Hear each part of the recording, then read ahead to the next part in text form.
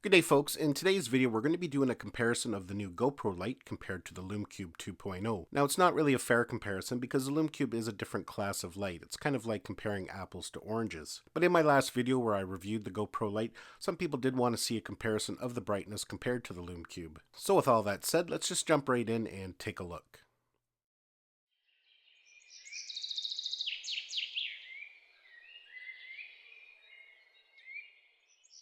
So I did think it would be an interesting video to do a comparison of the GoPro Lite compared to the LumaCube. When it comes to specs, the LumaCube beats the GoPro in every aspect. It's much brighter, it has better battery life, and it has a lot more features than the GoPro Lite offers. But there are a few things going for the GoPro Lite that you might want to consider when choosing a light for your GoPro. So just a couple basic comparison specs before we get into some sample footage. The LumaCube offers a maximum brightness of 750 lux, whereas the GoPro Lite at its maximum brightness only goes to 120 lux. Now the GoPro does have a mode called overdrive mode, and that will bump it up to 200 lux, but only for 30 seconds. You can only go into that overdrive mode for a maximum of 30 seconds, and then it goes back to the normal brightness. The LumaCube 2.0 at maximum brightness, you can get about an hour to an hour and a half out of the battery. On maximum brightness on the GoPro, you can get about an hour. At 50% brightness on the LumaCube, you can get about 2.5 hours. Now the GoPro Lite doesn't offer any specs at medium brightness, but at the lowest brightness, you can get about 6 hours. The GoPro Lite has a CRI of 90+, whereas the LumaCube 2.0 has a CRI of 95. The higher the CRI, the more accurate color rendering is. So with those specs alone, you can see that the LumaCube 2.0 is much more powerful. Now it is almost double the price. You can pick up the GoPro Lite for $49.99. The LumaCube 2.0 is $89.99. So there is a significant price difference. Now on top of that, the LumaCube 2.0 does have a ton more features. Now we're not going to get into that into this video as this isn't really a review for the LumaCube. But for that extra money, you are getting a lot more features. Both lights are waterproof and can be used underwater, and they're both rechargeable by USB-C. Now both lights come with a diffuser if you need to soften up the light. The GoPro has this little silicone sleeve that kind of goes over the top of it. The LumaCube 2.0 has this housing you put on the front, and then you can put any kind of diffuser filter over the top. So the big question is, if you're going to be picking up a light for your GoPro, which one do you choose? Now we are going to get into some brightness comparisons here in a minute, so you can kind of take a look at that. Basically, you just have to decide what kind of features you want out of a light, and if you're going to be using it with other things other than a GoPro. With the LumaCube, you can connect it to your smartphone via Bluetooth and use it as a flash, where you can't do that with the GoPro Lite. But the one thing that the GoPro Lite has going for it is its small size. When you're going to be mounting a light to your GoPro, sometimes you don't want a great big bulky light, as it can add a lot of bulk and weight to your setup. Now the LumaCube is pretty small to begin with as well, but you can see here that the GoPro Lite is much smaller. Let's just take a look at each light mounted on the GoPro so you can get a good comparison of the size difference. With the GoPro Lite, it just easily slides right in a cold shoe, just like that. You can see it hardly adds any bulk to your setup. It goes on and off very easily. And this thing doesn't weigh very much, so you're not going to be noticing any kind of weight difference. With the LumaCube 2.0, you have to use this adapter that comes inside the box. It is included, so you don't have to buy it separately. You just screw it into the bottom quarter 20, and we'll just tighten that in there. And you can see here it connects the same way, just into the cold shoe. It's not too hard to put on either, but you can see here it does add a significant amount of bulk.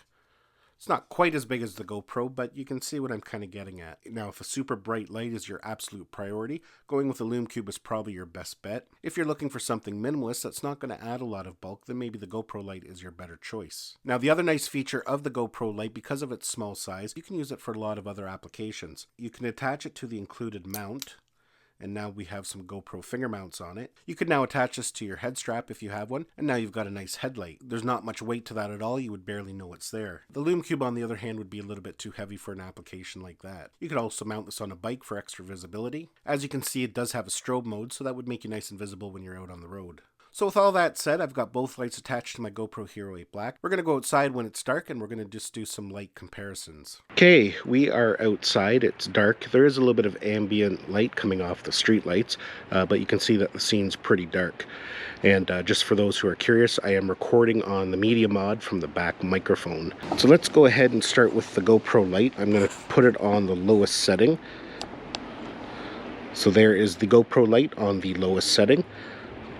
And let's go ahead and turn it on medium. There it is on the medium setting. Now we'll go ahead and turn it on to the brightest setting. So not bad. You can see that there is a bit of a hot spot in the center. but generally it looks pretty good. Now the GoPro Lite does have an even more powerful setting. I forget what it's called offhand, but if you double tap the button, it will go to this brightest setting. Now it only works for 30 seconds, so let's go ahead and put that one on right now. So there it is in that special setting. Now again, this will only last for 30 seconds and then it will automatically go back just to the brightest setting. Okay, so now let's go ahead and power on the LumaCube. There's the LumaCube in the lowest setting. Now it goes up in increments of 10, so there is no really medium and high, but I will go ahead and put it on approximately a medium setting. So there it is on a medium setting. Now let's go ahead and put it onto the brightest setting. There we go at the brightest setting. As you can see, there's really no comparison in the brightness. It is much brighter by far, and there's not as much of a hot spot in the center. Again, here is the LumaCube at the brightest setting. Now let's go ahead and turn the GoPro on to the brightest setting. There's the GoPro on the brightest setting. Let's go ahead and put that special mode on where it will last for 30 seconds. And there it is there. Again, you can see the LumaCube is much brighter, but for the size, the GoPro does actually a pretty good job. So yeah, folks, as you can see in that comparison, it was no surprise that the LumaCube is much brighter all the way around. Even when you put the GoPro light into overdrive, it doesn't throw off near as amount of light as the LumaCube. So that's basically it for my video. Hopefully that helped you out if you're maybe in the market for a light and you're not quite sure which light to go to. I'm not really going to recommend one light or the other. They both serve different purposes, and it just depends on the kind of applications you're going to be using it for. They're both great lights, and for me, for the most part, I'll probably be using the GoPro light when I'm just out. Well, folks, that's basically it for this video. Give it a thumbs up if you found it useful. Don't forget to subscribe to my channel so you don't miss any of our upcoming videos, and we'll see you in the next one.